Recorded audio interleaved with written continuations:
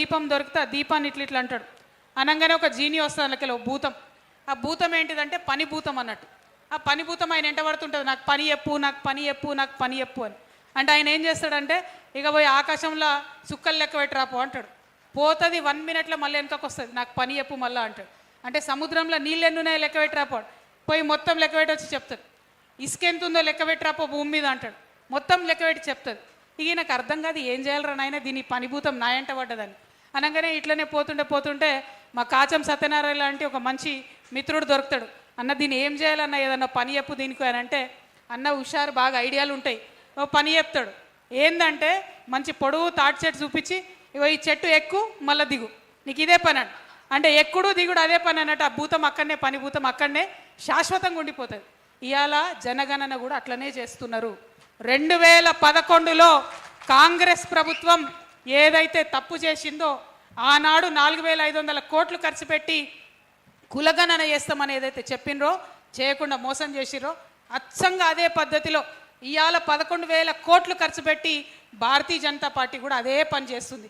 అంటే ఏందన్నట్టు ఆ భూతం లెక్క కులాల పేర్లు రాసుకుంటూనే ఉండుర్రి, లెక్క పెడుతూనే ఉండుర్రి, ఎవ్వరికి సర్టిఫికెట్ రాదు, ఎవ్వరికి రిజర్వేషన్ రాదు.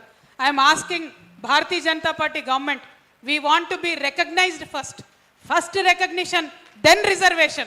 If you are not recognized in this country, if you cannot count me in as a part of the citizens of this country, how will you give me any recognition? How will you give me any reservation? నాకు వచ్చే benefits తర్వాత ముందు నన్ను గుర్తించు, నన్ను లెక్కబెట్టు. నువ్వు నన్ను లెక్కనే పెడతలేవంటే నేనంటే నీకు లెక్కలేనట్టే కదా. ఈ విషయం ఇవాళ ప్రతి ఒక్క కమ్యూనిటీ వాళ్ళం ఆలోచించుకోవాలి. అది ఎస్సీ, ఎస్టీ, బీసీ, ఓసీ అందరం కూడా ఆలోచించుకోవాలి. ఎందుకు లెక్క పెట్టరాదు?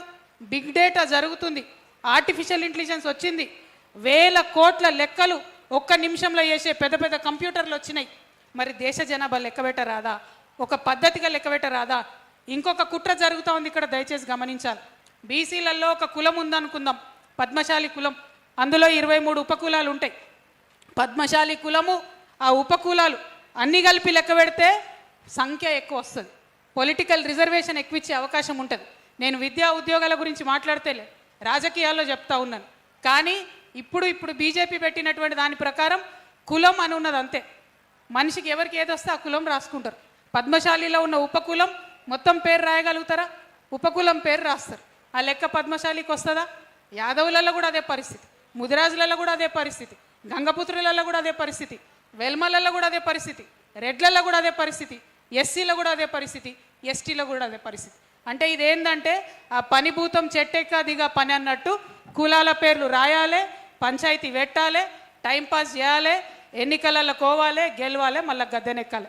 ఇంతకు మించి లాభం చేసే ప్రయత్నం భారతీయ జనతా పార్టీ చేస్తలేదు. కాకపోతే ఇప్పుడు జరుగుతున్నటువంటి కులగణనలో ఫస్ట్ ఫేజ్లో దాదాపు 1 సంవత్సరం పాటు హౌస్ హోల్డ్ సర్వే జరుగుతుంది. ఇండ్లెన్నునే లెక్క పెడతారు. అంటే ఈ 1 ఇయర్ లోపల మనందరం కలిసి పోరాటం చేస్తే ఆ కాలం ఏదైతే ఉందో ఓబీసీ, ఓసీ, ఈబీసీ ఈ కాలాలన్నీ కూడా యాడ్ అయ్యేటటువంటి అవకాశం ఉంది. ఈ 11 నెలల సమయం మనం పోరాటం చేయకుండా టైంపాస్ చేస్తే మళ్ళా 10 ఏళ్లకు సెన్సస్ జరుగుతుంది, ఇప్పట్లో జరగదు. అంటే మళ్ళా 10 సంవత్సరాలు బీసీలకు రిజర్వేషన్ లేదు, బీసీలకు సర్టిఫికెట్లు రావు, ఈడబ్ల్యూఎస్ ఏదైతే ఇప్పుడు వస్తున్నాయి అనుకుంటున్నారో ఆ సర్టిఫికెట్లు కూడా రావు. ఇది ఒక్కరి మీద కుట్ర కాదు, అందరి మీద కుట్ర జరుగుతుంది. కాబట్టి అందరం కలిసి పిడికిలు బిగించి పోరాటం చేస్తే అది మారే అవకాశం ఉంటుంది. కాబట్టే తెలంగాణ జాగృతి మరి అందరికన్నా ముందు ఈ విషయాన్ని గమనించి ఈ రౌండ్ టేబుల్ సమావేశం ఏర్పాటు చేయడం జరిగింది.